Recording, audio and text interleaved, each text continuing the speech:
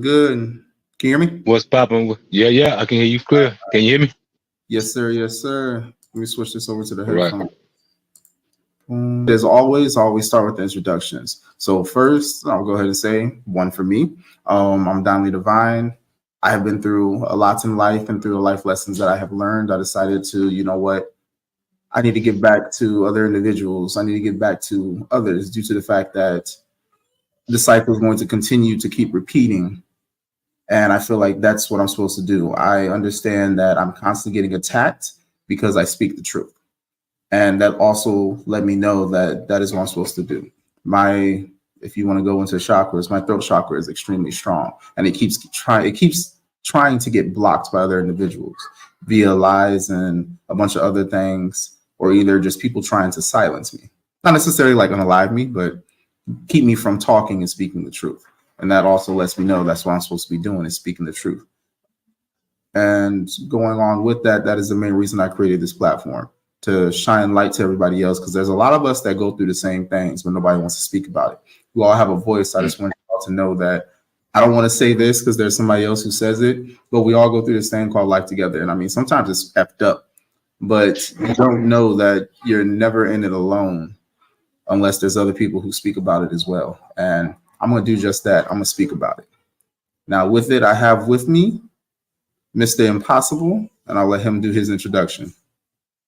Bless, peace and light and prosperity and power to all.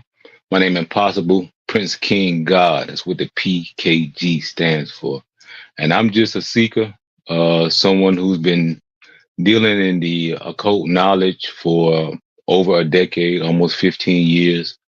I'm a person that understands reality from a place of not being emotional, and to be able to look at history and not be emotional and understand what cycles are really about. So just being a part of this right here, it's always been a pleasure.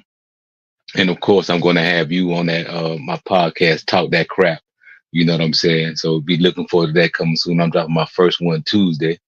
And so I'm just here to spread that expression of love, that divine light, that dark light love that we all possess. And I'm just here as a beacon, as a signal, this expression, that dark light love. I like Also, that. Like love. you pick up the ebook. Yeah, dark light love. Yeah, I'm gonna put my ebook in the chat. All right. So today we got some topics that I feel do not get spoken about enough, especially in our community. All right, talk to me. One, surviving the type of manipulations that come around. A word for it is, a lot of people know it nowadays as narcissists, which none of us are licensed to be able to diagnose anybody, but we can recognize behaviors. So the biggest thing I kind of want to talk about is not so much of what a narcissist is, but how to avoid a victim's mentality. Now, when it comes down to being a victim, what do you feel like a victim's mentality is? Taught oppression. Taught oppression. Hmm. Elaborate a little That's what more on. well, you have to be taught to be a victim, and you're a victim by those who have oppressed you. So the mentality that we have is based upon those who actually placed us, quote unquote, in that victim mentality. So to describe a victim mentality, what first has understanding is that's the mind state of the oppressor, because you're speaking from a point of being a victim. Now, definitely things can happen in your life and you can be a victim, but you don't have to keep the mentality.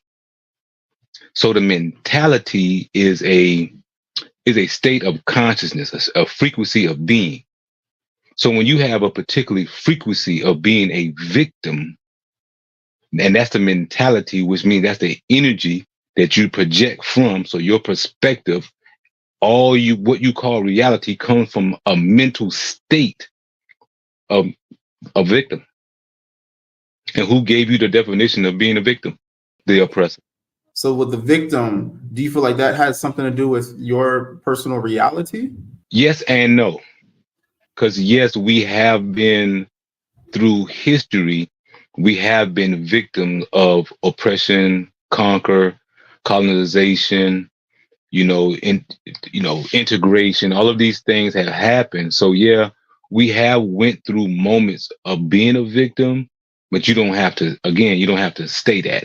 It's Now, I know for me personally, I've been through quite a few things in life. The most recent things I'm still trying to heal from, things that have happened in my past. I've kind of learned how to, I don't want to necessarily avoid, but kind of deflect the triggers. I'll recognize the triggers and I'll remove myself from it. It's not so much to avoid, but it's more along the lines of I know what can happen if I stay in that environment. Would you consider that a victim mentality, or would you consider that as in taking steps, taking power over that? I'll consider them to be both, because Okay. you are at a state where you're allowing, again, the definition of the victim and how you're moving from a state of being a victim. You're not moving from a state as a victor. You're the victory. You're already won. You're already the divine. So to be at a place of being a victim, like who's giving you the ideas and the beliefs and the definition of a victim? Who's giving you the imagery of that? On Now the with other it, side, go oh, ahead. go ahead. No, go ahead. On the other side. On the other side, we have to understand too that when you operating from a state of divinity, then there's no victim there. You are already whole. So to be a victim, you're only looking at a part or a perspective of in totality of who you are, and you're basing that based upon your limitations. So here it is. If you're speaking from a victim mentality, you're speaking from a vibration of feeling and emotion of being less and victimized. Now, where did you get those imageries from? So when you have an imagery of divinity, of love and power and prosperity, you don't have the imagery of being a victim. Like where they went. It's all about what you do with your mind. They say the all is mind. The universe is mental. So to have a mentality of a victim, it just, allows you to be right there with the oppressor who created the victim for you. He created it for you. That's why they gave you history to create a victim mentality.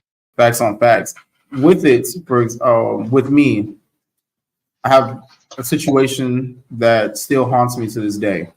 And sometimes I wonder if just me telling the story of what had happened, if that puts me in the role of a victim mentality.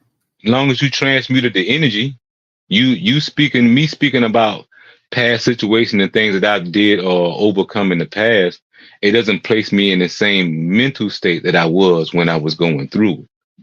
Because I'm not the same individual I was a decade ago, 5 years ago. So you can always reflect upon wherever you experience and gain the knowledge from. You don't have to have the same mentality. Again, when we use these words mentalities and we using these words victims, we using these words perspective, we got to understand they're only limitations. Because in your being, you're not a victim, or you don't need anything.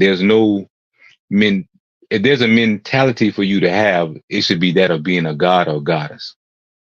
It should be that of you being divine, love, power, harmony, prosperity. If you're going to I, have a mentality, be that. You know what I'm saying? Perform the yeah, alchemy itself.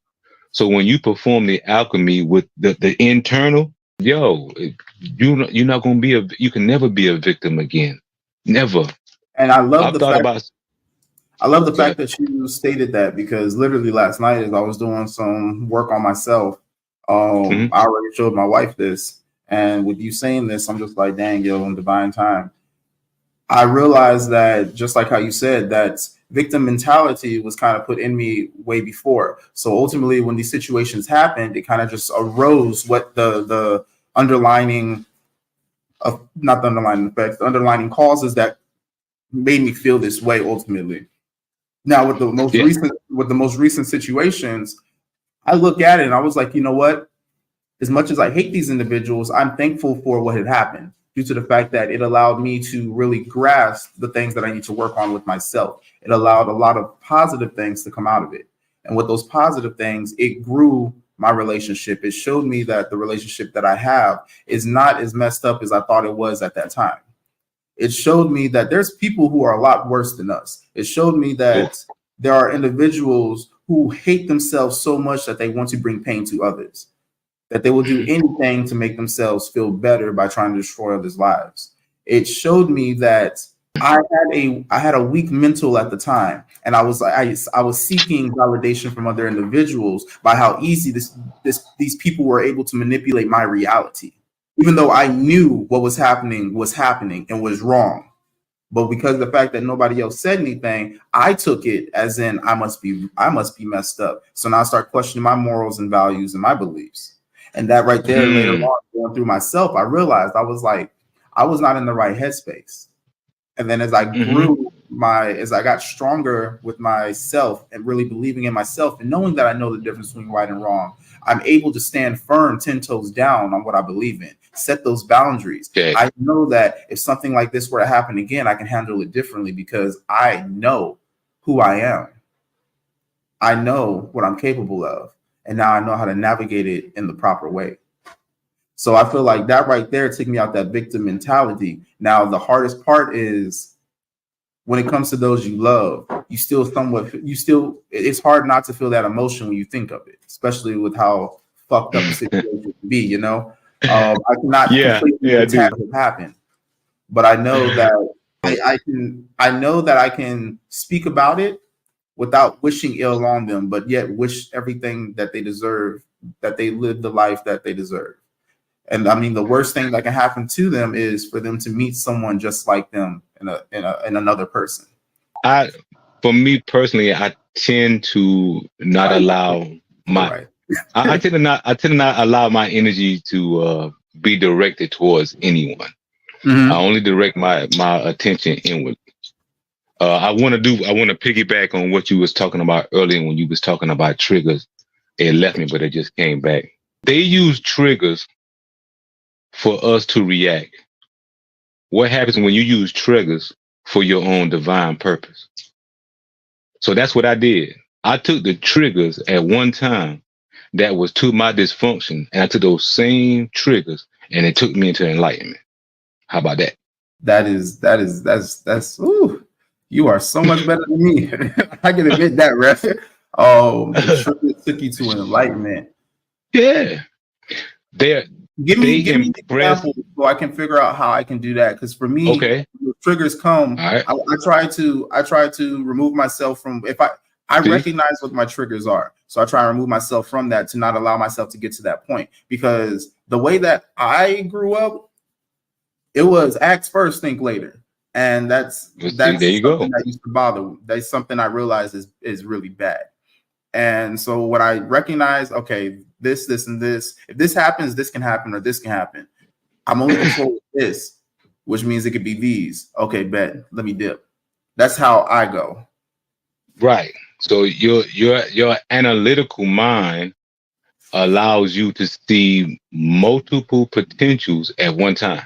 So when you're dealing with triggers, you're seeing it from multiple angles. When I deal from triggers, I deal with the core. What it originated from. Why is it there? And why do I lean on it? Why when it happens, it's an automatic effect to me, mentally and emotionally. Once I understood, okay, let's just say I was in a relationship at one time with this young lady, and she would do things to piss me off. And she did something one day and she pissed me off and she smiled. I say, damn, she doing that shit knowing she pushing my motherfucking buttons. So I had to take that moment and transmute it and change it and allow that when she did that to empower me, to take my power back. So a lot of times, again, but we're talking about using mental alchemy. We're talking about understanding detachment. Deepak Chopra has a great book out called The 7 Spiritual Laws of Success. I think it is. The 7 Spiritual Laws of Success. I think that's the name of the book. And he has a whole chapter in there about detachment and In that chapter, he talking about using your worst tormentor as a mentor, as a teacher. So I allowed any quote unquote bad thing, people want to do me wrong, blah, blah, blah, blah, blah, whatever the hell that means. I allowed them to be my teacher. So I would use whatever triggered me as a way to teach me. And that's how I came out of the triggers. So that's how I got from triggers to breathing, learning how to breathe. You said learn how to breathe. Breathing. Yeah. Breathing, that changes. You can change so much by just learning how to breathe. And I mean, that's something that I had learned. Yeah, that's, for example, when I was like in anger management back when I was in the Marine Corps, they taught us, I think it's the 8-7-4 method. And I was like, that right there, that clears your head almost instantly. Like once you do that, like, boy, how you doing, Mrs. Oh yeah, blessings, queen. You said a lovely day in the neighborhood. Lovely day in the neighborhood. Hey, that's what I'm talking about. Right now, we're talking about how do you avoid a victim's mentality. Oh, don't be the victim. Yeah, and that's the thing. We were like, what is a victim? I mean, stuff happens, okay, but the only thing that makes you a victim is you. You make you a victim. It's that simple. Now, if you want to stay in that, then that's on you. You can't blame anybody else for you being a victim because you turned yourself into the victim. The circumstance didn't turn you into a victim, you did. But what is a victim? A person that is altered irreparably by a circumstance. Okay. Man, y'all this vast vocabulary, I love it. I'm like, luckily I know what that word is because I'm not gonna lie. There's been a couple times where you said some shit. I'm like, hold up, write that down, look that up later. But yeah, somebody got to come back with a whole dictionary about what he said. Hey, don't get mad at me next time you see me. I'm over here reading the thesaurus, trying to figure out some synonyms and stuff. Okay. But that is the highlight of my existence. You can do what you want to do. You can say what you want to say. That's not going to be what's going to affect me. That's not going to change my stance on things. That's not going to change how I feel with regards to you or anybody else in the situation. If you do something grimy, you is grimy. That's it. I'm not grimy. You are. Now, what I do with you or around you, thus after that, again, if you want to stick around in a grimy situation, you made you a victim of a grimy situation, not the grimy person. Facts. And with that, that's pretty much what I was just saying to him, Impossible. I was like, look, I'm finally had reached a point where I realized, I was like, you know what, the things that have been done, I was like, that is not a reflection of my character. I was like, that is a reflection of them, because a lot of times it's often projection. And with that, if you know what you did, if I know what I did was right, but I'm being told that I was wrong, I'm like, okay, cool. I need to stand firm with who I am, my beliefs and everything, because when people do wrong, they know that they've done wrong. When people do wrong, they know that they've done wrong. And if you're doing right, you know that you're doing right. I mean, there may be some people who have like sociopathic tendencies or psychopathic tendencies to where they may think that they're actually doing something right when they're doing something wrong. I don't know how their mind frame is, but I have read about that before, to where they don't realize they're doing anything wrong. Well, it also says don't let your good be evilly spoken of. Yeah. You're talking about too, that's their mentality though. So when they're walking about, that's their beliefs, that's their ideas, that's their principles, that's how they see themselves functioning, what we call life, is to be that grimy person, is to be that particular type of person. That's just who they are. I feel like we have talked about this long enough, because we are out of the victim's mentality. When it comes down to it, people can say what they want to say. Being out of there. Yeah, people can say what they want to say. We know the truth. I'm like, when it comes down to it, there's always three sides to the story: your side, their side, and the truth. I'm like, so you can believe what you want to believe. Ultimately, if you believe what is not the truth or what is being told to you, that tells me where you stand in my life. So that just lets me know what I need to do and how I need to move from there on. See, the people that lie are their own bondage. The truth will set you free. So as long as you're living in truth, you're the free one. Now, if they want to continue on with fallacies and untruths and portrayals of whatever they want to put out there, their own little soap opera, that's their bondage, not mine. Right. So if you want to put a narrative out there, you putting your own shackles and chains on. Check. Now, moving on to some happier things. Let's talk about the future. Let's talk about proper planning. How do Let's you talk plan about for it. the future, and how far ahead should you plan for? Good. That's a loaded question for me. Well, we've got time. Speak your mind. Speak your mind. Well, so given my current health situations, not even supposed to be here now. So I'm grateful for every day. Every day is a great day on this side of the flower. On this side of the flowers. Roots is cool. You got to have roots, but I'd much rather see the flowers. So I'm past the point right now of planning future for myself.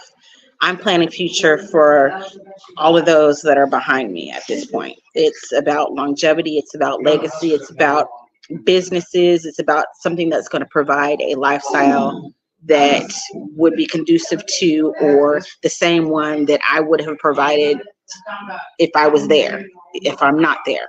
It's about building something that is lasting, something that is meaningful, something that has, I don't know, something that has something that's a piece of you that it basically will live forever. All right, all right, all right. And if let's go ahead and say that you do not have the health issues that you have. How far ahead do you feel that you should plan? Well, my grandkids can go to college if they choose to or not to. We're in the planning right now of opening business within the next year or so. So they don't have to worry about their first high school job. They don't have to worry about sports fees, whatever that looks like, whether it's lacrosse, soccer, football, whether it's boxing, MMA, Muay Thai, Lord knows, between they auntie and their parents, they've got a plethora of things that they could possibly get into. But none of that is, their world is officially opened. The world is now their oyster. They don't have to wait for pearls. They already got strands of pearls, on demand pearls. My focus now is preparing them to be able to function out of desire, want, and goals versus out of necessity. My goal is for them to not have a necessity mind frame.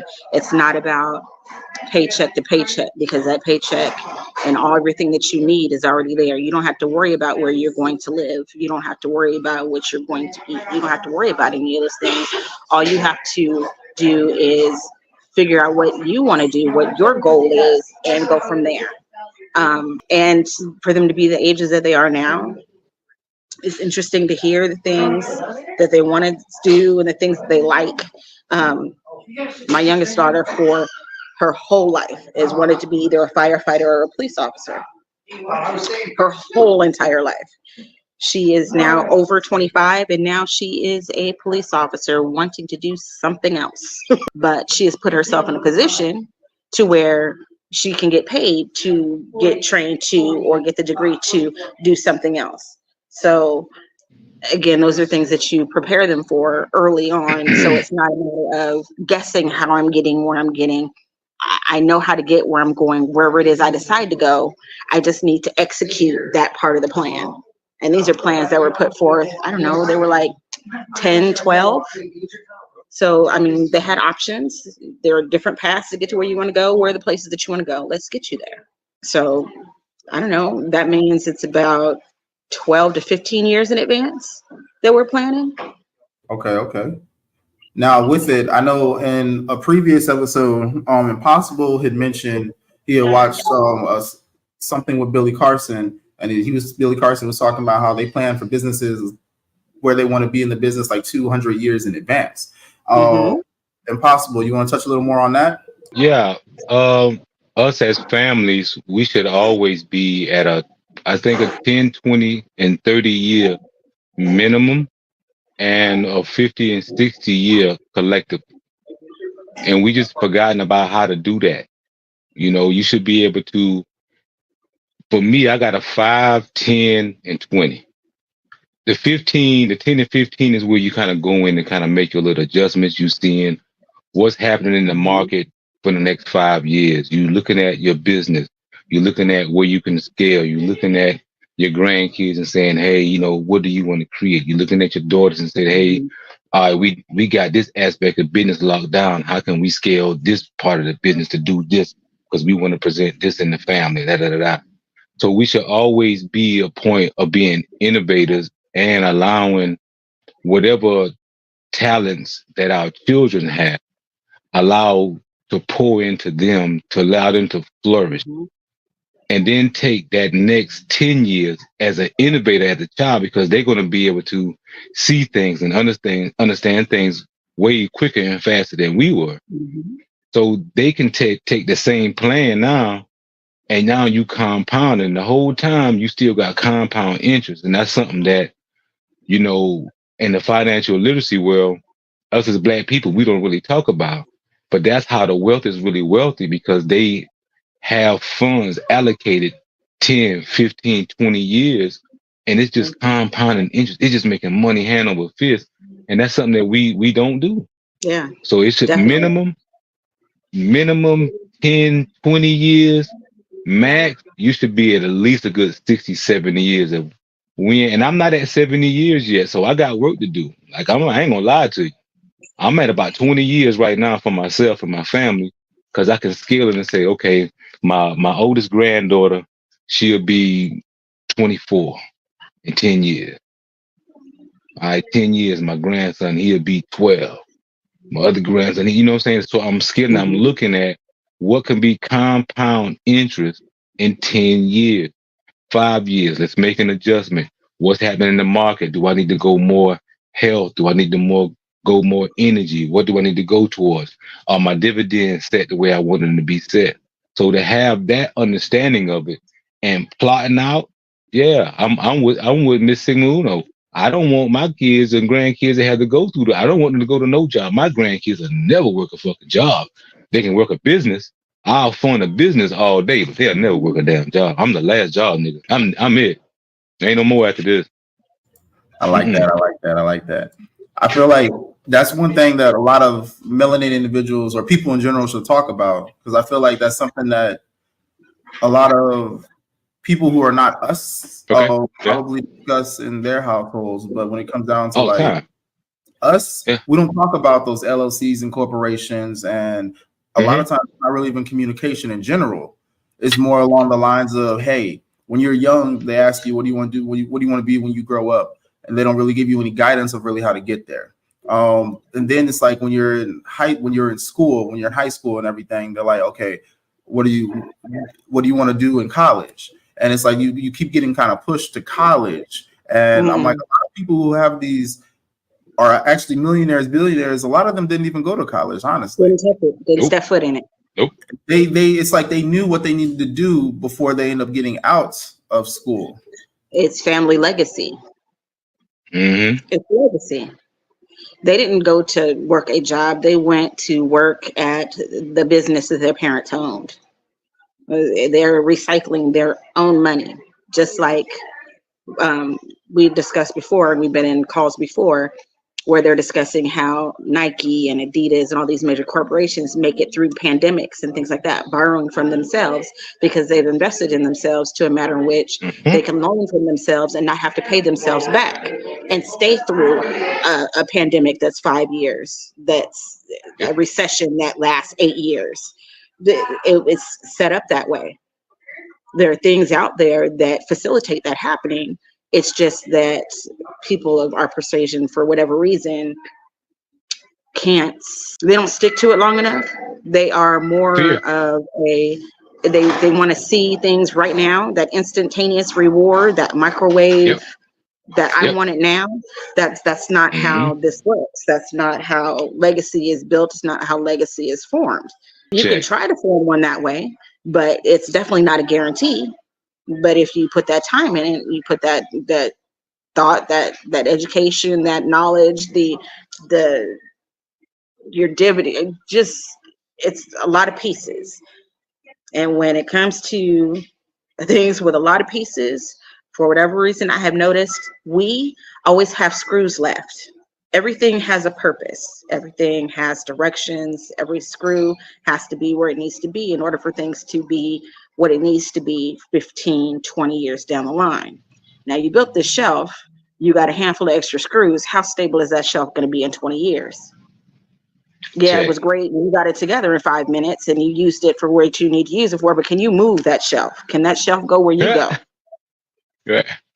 I mean, Right. That's Like, real, real, I'm a little real. upset that you said that. Like, Yeah. I was just telling the wife, I was like, damn, like this desk that I built, I got 2 extra screws, literally. But I'm like, I feel like those 2 extra screws is extra screws, literally extra screws, because I don't see anywhere else those screws Hey, supposed to go. Okay, hey, but then at the listen. same time, the dresser that I Miss built, there's Sigma like Uno 3 done extra told screws, you. but I swear it's like 1 extra screw of each screw that came with it. So I feel like that was a shot at me, even though you probably didn't know. But okay, Oh, So my shit. thing is when I put something together, I It's look at the called, instruction. It tells me this that is, there's this many screws. If I'm looking at this bag of screws and there's this many screws in there, great. If there's extra screws in there when I start, then great. Those are extra screws. that's what I'm saying. There was extra screws But in there did when you I even started. read the I directions? counted You how didn't many read the screws I directions. You just needed. put that bad It boy was, together. I followed the That's all you instructions. do. It's like, yo, you need 3 screws for this step to put them with X, Y. You need 2 screws for this. When I got done, I was like, I think you winging it, man. I think you winging it, man. you know, I forget think you, you bro. winging Forget you. I did not wing it. I had my son with me when I built the dresser. My son and daughter Oh, were with me when I built the dresser. don't bring the little See, prince in here. don't bring the Don't baby. throw No, him no, out of there. no, no, no, Don't no, throw no. him in. Look.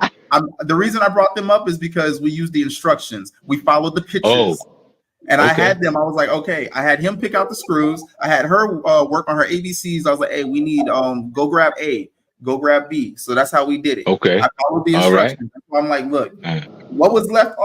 Okay, with my daughter, the ABCs part could have been messed up, but I double checked it. All right. Oh, so Now I it's feel, okay though. I feel Yeah. that the children are being thrown under the bus at this point. That okay. No, You with me, no, Mr. Uno? They did You an with To me? amazing build a job. legacy, You it with is not me? your Yeah. children that build your legacy. It is you that build the legacy for your Yeah. children.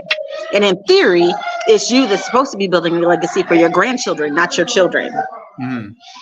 It's my job to Exactly. build the legacy for my grandchildren, Okay. right? And I built- agree with that. we were building the desk for me.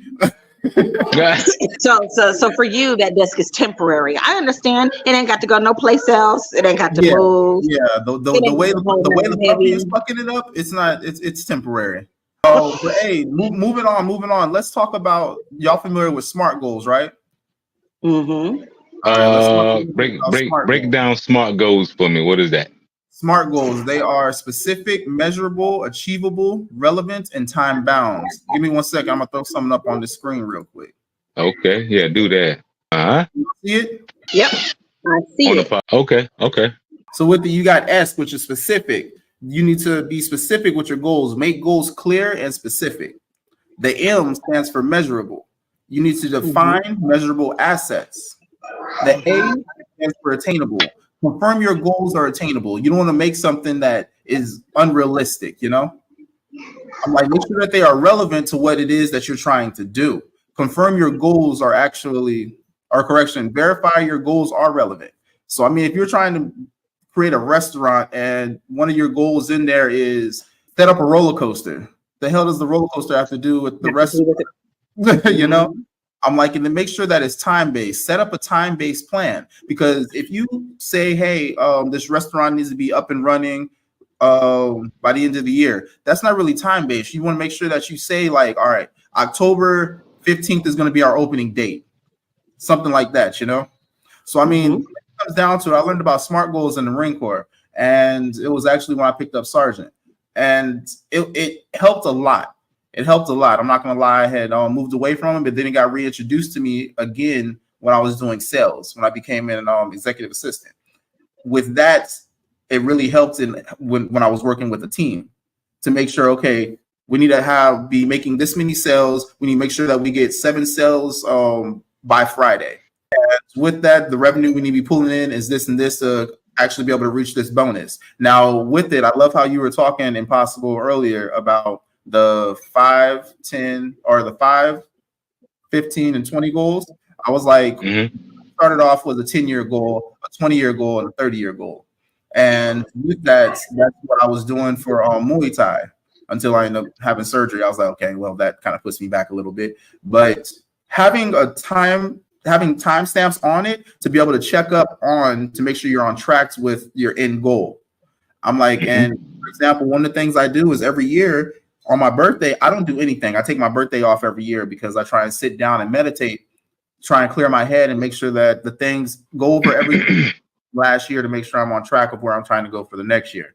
Now, last couple years have been whirlwind for me, really knocked me off track, and I had to really get my headspace back into where I needed to be in order to continue doing what I need to do. But with it, I love the fact that we're doing this episode because it's reminding me of what I need to do. This is right here. I'm kind of using y'all as an accountability buddy and to really get me back to what I'm doing. But these are what SMART goals are. And I mean, if you want, I can send it to you. That way you have it. Again, they're specific, measurable, achievable, relevant, and time bound. Well, I'm a little radical. So sometimes me and SMART may not get along. Because some of my shit be way unmeasurable. You know what I'm saying? If you had to logically look at that shit, you'd be like, I'm not that. I don't got no type of time. What the fuck is he talking about? So some of it. You do. You do. If you really think about it, you do. Because in order to get to that unmeasurable, there's some points in between where you are and unmeasurable that you can measure and you can attain in a timely manner. You know what you want to do is unmeasurable, but there are points there that you can get to. Oh, definitely. I definitely love the format and the process and how it's set up because it'll give you the opportunity to be focused all the time. Be intentional. Well, I always, even when I talk to my grandkids, I tell them to be intentional with their action. Just be intentional. If you're intentional, then when you sit down and you really going to go to do something and be something, you're going to put your whole focus into that. You're going to put all your energy into that. So if you're intentional with your action, that'll keep you out of a lot of stuff, because then you have to be intentional with what the hell you doing. So you doing that and you pouring that into your family, to your loved ones. Yeah, you're intentional with your investing. You're intentional with your business. You're intentional about partnering with others. You're intentional about the relationship that you have with your children when you teach them business. Like all those things become habit forming. We at a state right now where we're creating new habits because the old system is no longer any good. So instead of us, talking about always what's no good, one of my goals right now, which was given to me today, was to create systems for the advancement. So it's more of understanding not just a service, but an innovating, systematic way that we would thrive. That's my goal right now. So I'm just going to use the system as a core reflection and just what can we build after that. Hey, so I want to some people in the comments. First of all, Ayana was laughing. I don't know who she was laughing at, but hey, if y'all, those in the comments, just write down like what is one of your goals. Then I task y'all to create a SMART goal for that goal. Ooh, I'm giving homework. Look at me. Hey, let's go. But no, seriously, I'm sorry, I found it funny. You said I'm not always smart. I was like, bro, really? The smart doesn't always lie with me. But no, going back onto it, the SMART goals. I feel how you said Impossible, where you said that we're going into a time where a new system is being had. And so the things I actually was listening to a video yesterday, they were like, the reason a lot of people are doing the same things that they used to do to make money or get good results, but now they're not getting those same types of results. They're like, that's because we're shifting into a new era. And in that new era, the old things that you used to do, old things are not going to work the same way in a new system. All things will become new. Exactly. And I'm like, so that's something that we all have to think about as well. Like, look, we are going into a new space, a new time. And therefore trying to be stuck in the past, you're going to mess around and cause yourself to be in a state of depression because you're not getting what it is that you're seeking. Yeah, you're not getting the results you're looking for. So it's like we have to learn how to revamp these things and really start taking these SMART goals and think of what is my end goal. And the way that things are moving, what can I do? I need to adjust myself to make sure I'm still on that path to reach where I'm trying to go. I mean, for example, take into account the brick system is dropping, I think, April 1st. That right there is going to make it to where for every $1 of bricks is going to be equivalent to 55 US. So, I mean, you going to buy a shirt that's coming from China right now, that's like $14, $15. You're going to be spending almost a couple thousand. Or correction, you're going to be spending about $1,000 for a t-shirt. Oh, my math is off. 100, sorry. But I'm just like, yo, it's ridiculous. I'm like, you really have to take into consideration those types of things. Well, that's where the innovation and the prosperity, saying is all about. I see the questions come up. What does living prosperity look like? It looks like you being in your purpose. You know what I'm saying? Like the thing about those who are truly, truly wealthy with all the riches in the world seems to be doing what they purposely love. Huh? Ironic. So if you doing what you purposely love, you will never work another day in your life. Listen, that's so true, because what I'm doing right now, the job that I have right now has nothing to do and does not interfere with the work that I do. I was, quote unquote, I was supposed to be at work tonight, but somehow the gods shifted around and boom, and I'm off. Oh, okay. That sounds great. You see? So for me, it's purpose in knowing what I really want to do and told them what my Friday nights look like. They said, oh, yeah, okay. Well, now here we go. And I'm here on this Friday night. So it's purposeful living. We forgot about purpose. We do so much to attain so much wealth. We forget about the purpose. I used to tell my daughters, and I still tell them right now, you can do anything you want in life. Well, why can't you know your purpose while you doing everything you're doing in life? Like, why is that a situation? Why can't you just know who you are in your purpose? Yeah, you can do all that, but why can't you do that? So living, prospering in life. It's the background noise. Prospering in life. Okay. That's the thing about prosperity and getting to that goal of being prosperous. You've got to cut out all the background noise. You have to be focused on where you are going. Everybody is not going to go with you. I love the we philosophy, but what I have learned in the past 5 years is there is no we. There's no we until you get there, and then all of a sudden, here's everybody that nobody wanted to be with you when it came to the working portion. But now that we're here, now everybody is here. And it's not that I disagree with that, but where the disconnect comes is everybody cannot go where you're going. Check. Real. And I had a little saying. I was like, my little saying is funny. I'm like, nobody want to grow with you, but everybody want to hoe with you. They want to be there to celebrate and everything, but nobody wants to do the work to where you need to go. And I mean, I saw that a lot when I was living where I was before. And everybody want to hit you up. Oh, come to this party. Or, oh, da-da-da. They want you to spend some money and all that whoop-de-woo. But it's like, when you sit there and talk about, hey, let's read this book and talk about it. Oh, no. Or if you're like, hey, this person's coming in. I really want to go to that. And they're like, and I'm not talking about like a concert or something. You have somebody who's coming in dropping knowledge. And they're just like, oh, no, I'm busy. But then it's like, okay, well, you find out they're busy with, I don't know, going to a kickback or something. It's like, all right, cool. You put in pleasure before actually growing. And that's saying a lot of people are stuck on trying to please their physical flesh rather than their actual soul.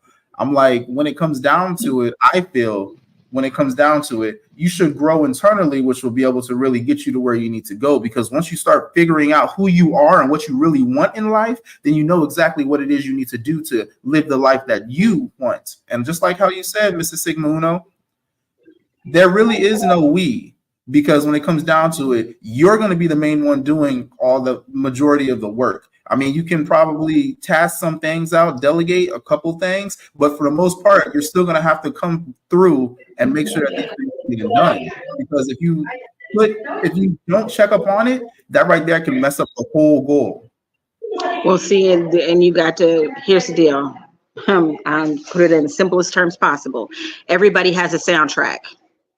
Everybody has their own theme song. Everybody's got their own theme music. They disc, they mixtape, whatever it is. Everybody has their own. Okay. Where people fall and falter is they become a part of the background music. Okay. Yeah, that music is playing. Yeah, it's what I'm using as motivation. I'm not going to fall into the background music because I'm using that to motivate me where I'm going. You got people around you that is in it for the music. They're in it for the soundtrack. They're turning your soundtrack. They turning your soundtrack into their kickback. They want to get entertained off of what you are working hard for.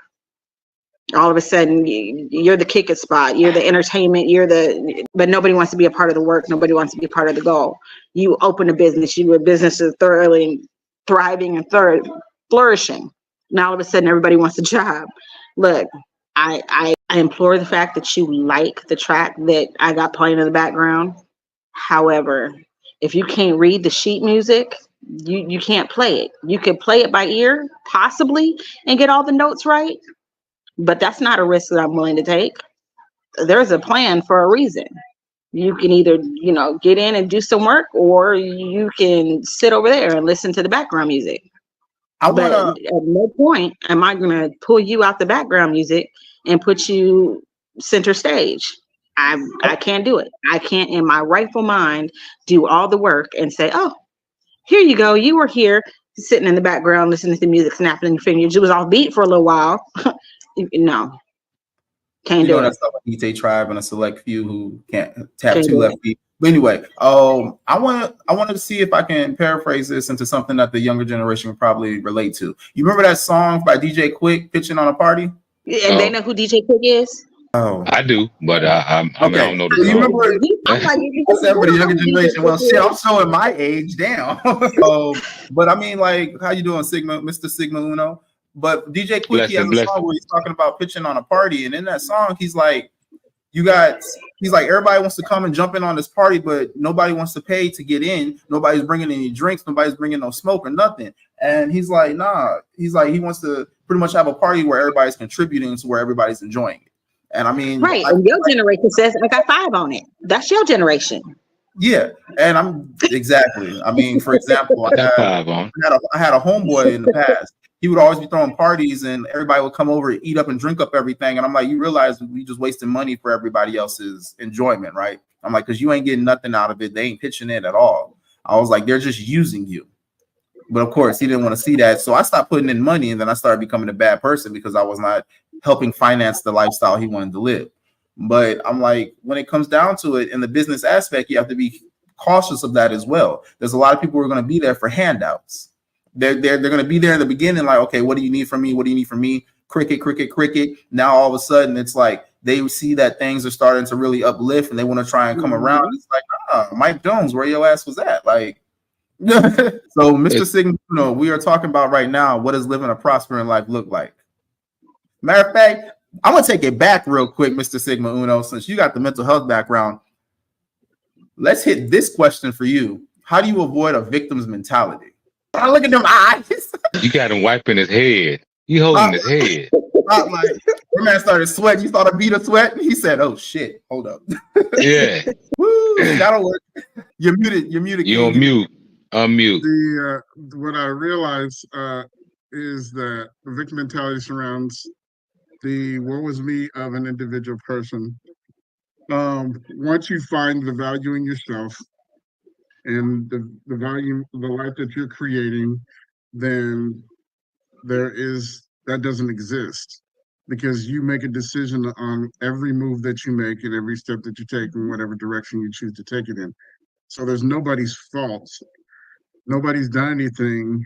The hard part is, this is where I split a little bit, is the shit that kids go through that interrupts their ability, and in some cases, yes, in some cases, no. Interrupts their ability, to understand fully why they're here. Whether it's a situation where they're raised in a relation in a household that is alcoholism, there's alcoholism and drugs and all the rest of the stuff, Those are situations that they can't control. Not that they can't thrive in it or grow from it or get strong and move on and do something greater. It's just unfair to them. I'll just say unfair. So I've dealt with a lot of things that were unfair. But to avoid victim mentality, and like I said this a lot, you got to start looking inside of yourself. There's a voice coming outside of you because there's something within. So if you're talking with that voice and you're thinking with the brain, you're living, and you're making movement, that means that you have control over something. So everyone and everything around you is not made you the victim. You're making yourself the victim.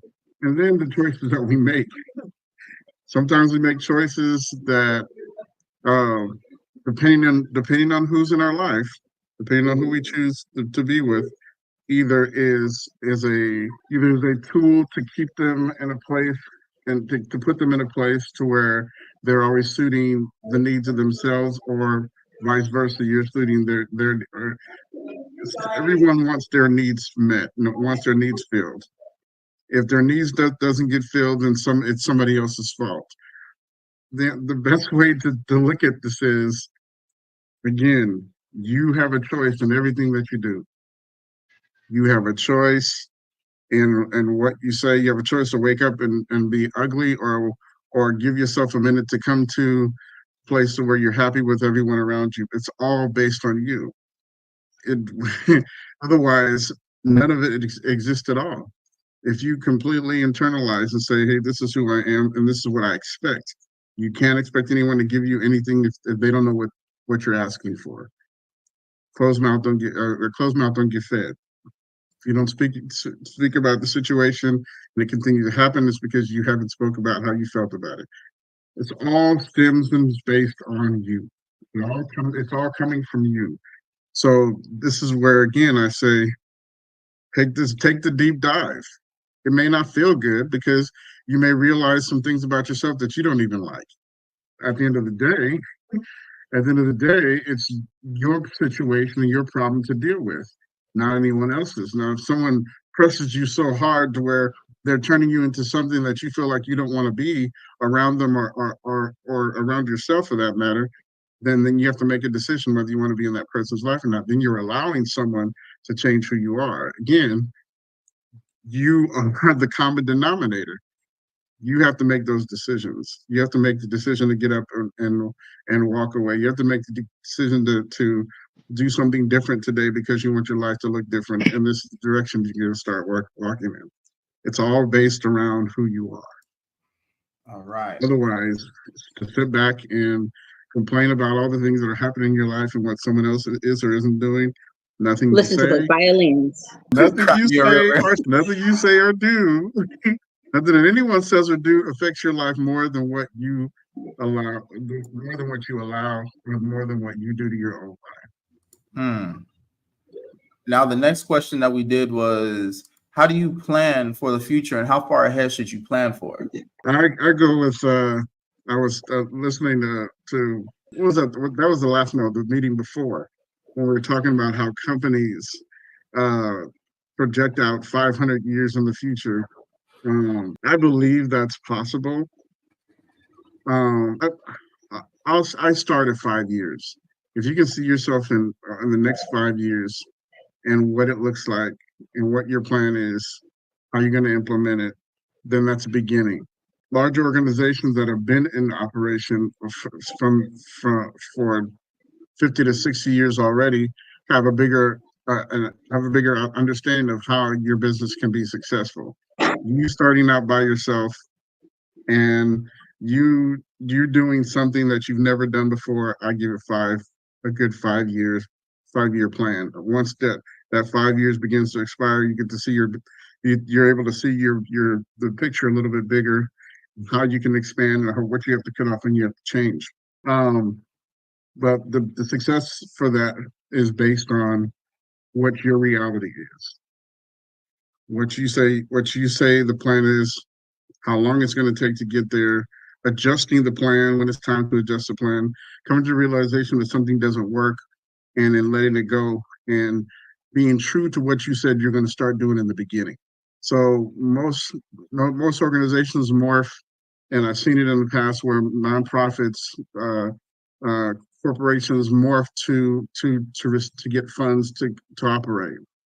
Well, 9 times out of 10, when you get funds, then the people that are giving funds want you to do something specifically.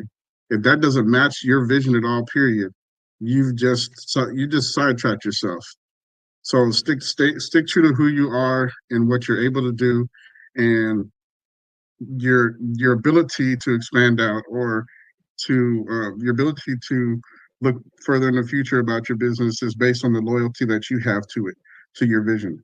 Once you have that in place and that's unshakable, you can project 1,000 years in the future if you like, because you know your step. Yeah. You know what Yeah. what your choice is. And go ahead. I'm sorry. What were you gonna say? No, I was just agreeing. I was just like, yeah, check, yeah. I wanted to say this, especially to those that are listening to the podcast and you are of our persuasion and sometimes not of our persuasion, but primarily I'm speaking to those of our persuasion. We have built other people's dreams. We are well aware of what it takes to get to certain goals. Okay. We know what the back end looks like because we did it for somebody else. Right. Yep. Now, what I would admonish us to do is you've done enough for everybody else. It is time now to do something for yourself. It's great that you helped everybody else build their dream. I need you to find a dream and I need you to build it. That is the only way that you will have longevity. That is the only way you are going to prosper, because you cannot prosper in somebody else's dream. You'll never be the top of somebody else's dream. If it's not your dream, then again, you're playing a co-host role. You need to host your own dream. You need to manifest your own dream. You need to make that happen. You need to turn it into a legacy for you and yours. Again, it's great to help other people with theirs, and it's great for the learning experience and all of that. But now that you know how it works, now that you've seen it work, now that you know how it manifests, especially for other people, especially since you manifested it for them, it's time to do that for yourself.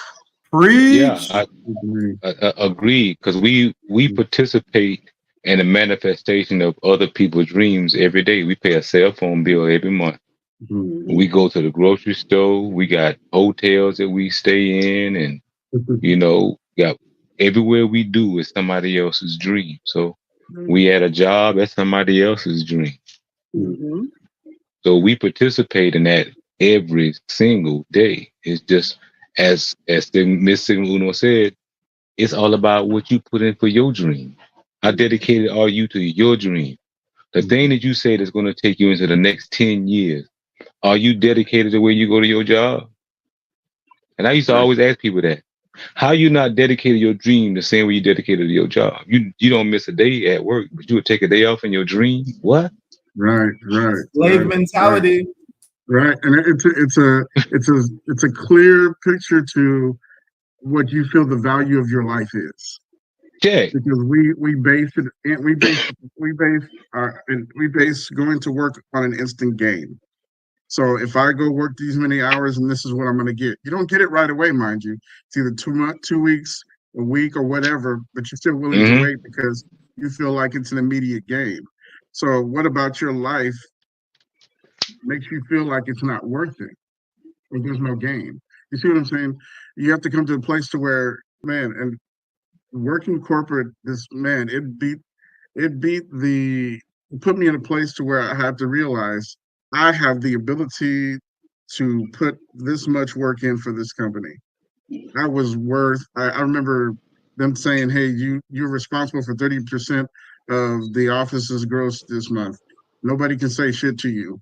And I'm like, if I can do this, and if I'm responsible for this person, then that means I have a value.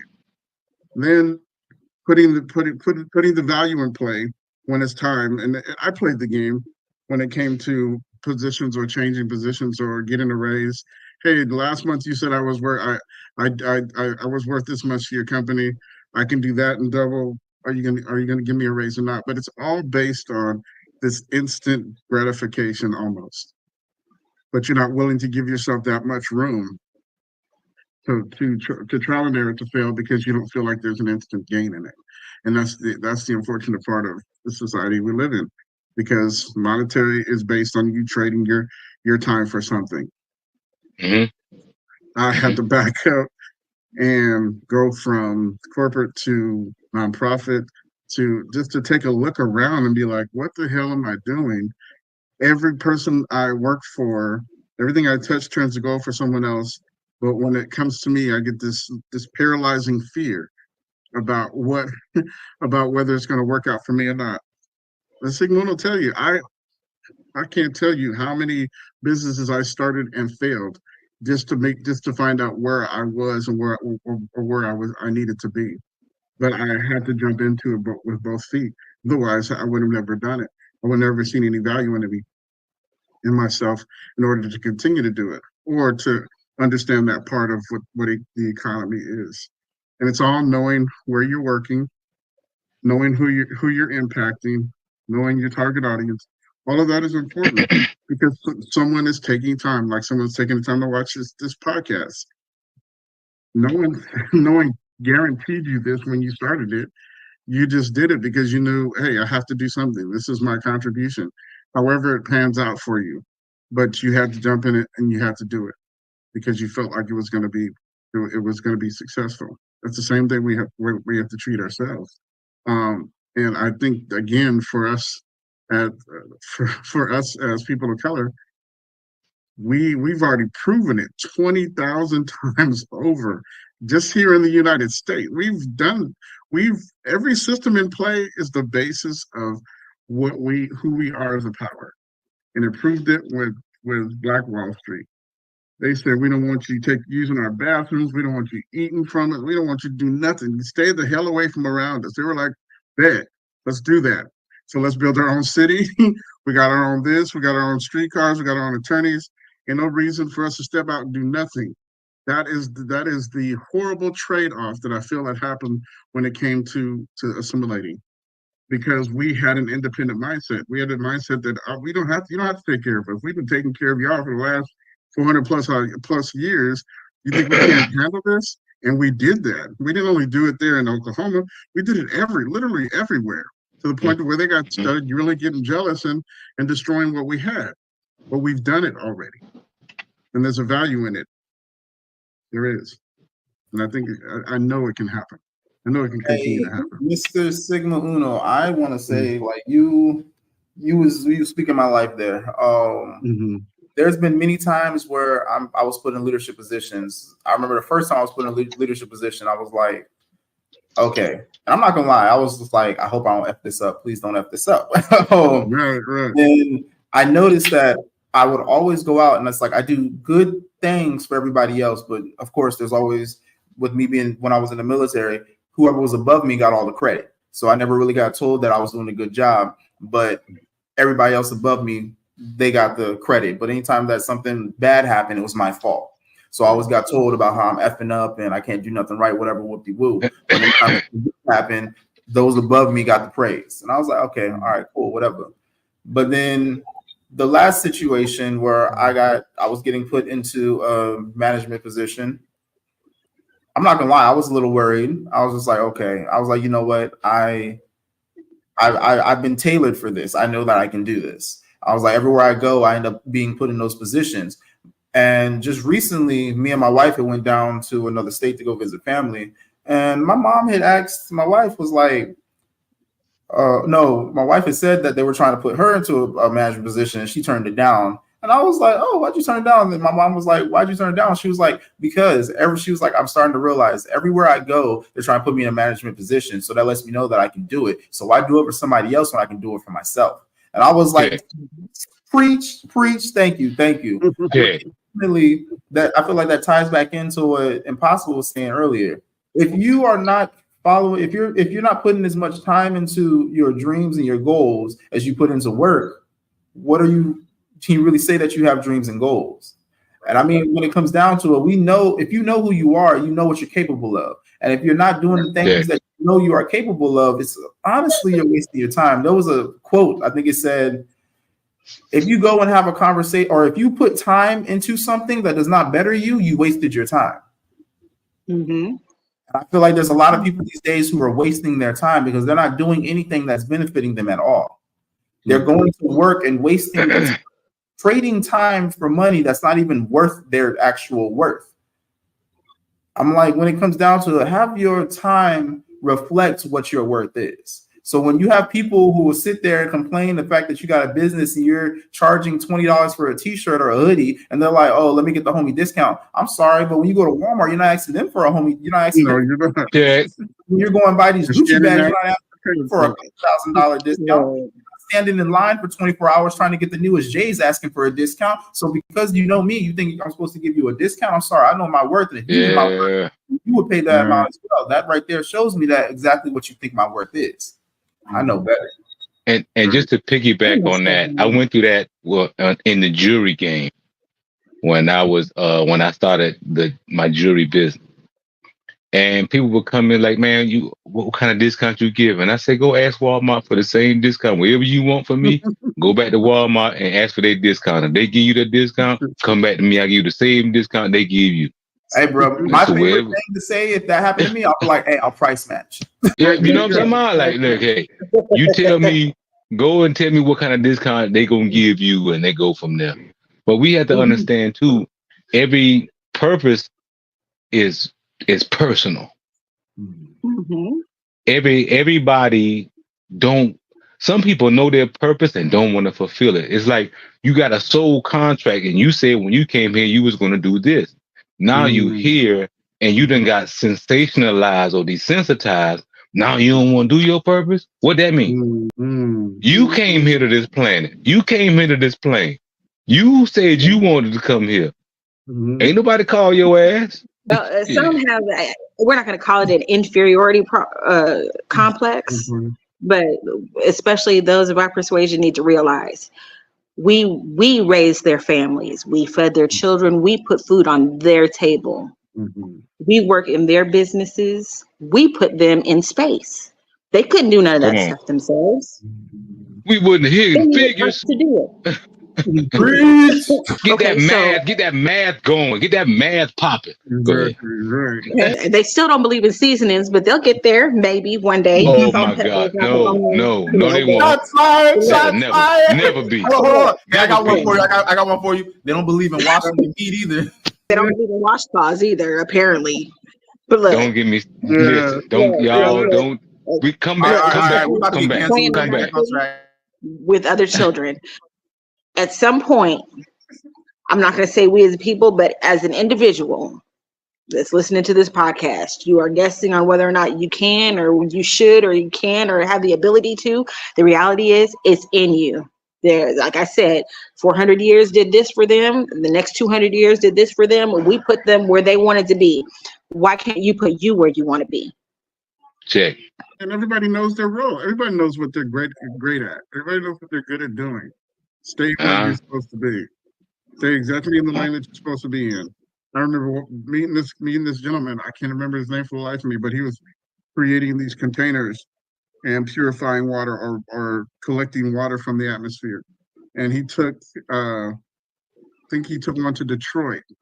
He had some in multiple different places, but he took one to Detroit because of what was going on with the water there. Completely sabotaging stuff, and he knew why. He understood why, but that didn't stop him from what he's doing. He's still doing the same thing. He knows his contribution, and when we get to the place where we're building cities again, and we're supporting each other and economically strongly supporting each other, then but it's already been done. The proof is already there. We don't have to ask questions why. Or whether we can or not, we just have to do it. There's a difference this time. There's a difference now than it was when they did it a couple hundred years ago. Yeah. There's a big difference. Back then, we were the minority. We're no longer the minority. We never been a minority. Nope. Never. That we never been a minority. We are the original indigenous people of this planet. This plane, we have never been a minority. All right, okay. I'm gonna start rolling into the closing comments. Okay. I'm gonna Closing give each one of comment. y'all. I'm gonna give each one of y'all some closing comments. Then we're gonna go into our gratitude and what you learned. All right. We're gonna start with Mrs. Sigma Uno when she's done gulping. Oh, wow. Again, to close this out, find a dream. If you are not unsure, you can not, you know what you do best. Like Mr. Sigmuna said, you know what you do best. Find your niche and run with it. It's yours. You own it. Make it your legacy. Mr. Sigma Uno. I echo Mr. Sigmund.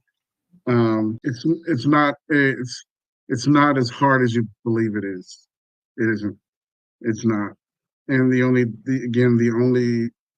division here, the only fight with that you're having with yourself is what you call instant gratification, and truly believing that you are the value based on the things that you're able and capable of doing and building. So you can do it. Mr. Impossible. Let your dreams be passion for your purpose. Let your dreams be passion for your purpose. Whatever you're doing, just allow your dreams to be passion for your purpose. Let your intention be purposeful. Let them be in your actions. Let them be righteous. Let it be fair, be loving, be empowered all the time, and know that the same power dwells within you. I say there's a dwelling to be revealed, and to be revealed a dwelling. You just passion in your dream, purpose, passion in your dreams. That's my closing argument. Passion in your damn dreams. You ain't got no passion in your dream? What you doing? Why you Gratitude. not? Well, since the camera on me, let's keep it on me and say gratitude. I'm gonna go back to Miss Sigma Una said something earlier, and it hit me as far as understanding how to teach our youth and to give them options when they get time for them to do what they do. And that's my, when she said that, it humbled me to understand what I'm planning 5 and 10 years for my grandkids is everything for me. To know that okay, this is right. And shout out to the Love Divine Minds. It's always good to sharpen with each other. It's always a gratitude. Gratitude and what I've learned. Are you talking to me? Yes. Gratitude and what I've learned. I am eternally grateful for my better half. That's on here, Miss Signono. Eternally grateful for her, for who she is. Grateful for this podcast. And I've learned that where like-minded people are, the opportunities get more. Goodness, the threshold for opportunities increase. I am also grateful for the platform and to be able to share time with like-minded individuals, and even if not like-minded, to view other perspectives of situations and life as a whole. I wouldn't necessarily say I learned, but I definitely resonated with the realization that as individuals, we are way more than we give ourselves credit for. And it's about time that we start cashing in on credit. Because we've got it. Yeah. With that, I'll end with my gratitude and what I learned. I'll start with what I learned. What I learned is the fact that not only me, but a lot of us do not give credit to ourselves. We could be doing a lot of things, but we get stuck in a mindset that keeps holding us lower than where we really are. It's like our body knows we're supposed to be doing much greater, but it's almost like the fear or the mentality within us is keeping us stagnant and complacent on the things that we need to do. So we're not moving forward and doing the things that we know we can do because of the fact that we feel that we're fearful of failure. We are worried that we're not going to have support, or we think that we think that what we want our end goal to be is something that is not attainable. So we give up before we even try. Yeah. And with that, I gotta say I am grateful for the words that were said today, because ultimately that was a necessary push that I needed to get back on track to do the things that I originally had planned for myself. Because I had for too long got stuck in a cycle of insanity, trying to get myself back on track after things did not go the way that I wanted them to go. So I thank y'all for putting that fire back under my akole, my backside, my ass, and really having me. All y'all have given me knowledge, references as well, which, by the way, I got that Jason Miller book. And I feel that I'm back on the right path to protect myself, grow, and literally fire like an arrow that's being shot at an enemy. And with that, I will say this will be the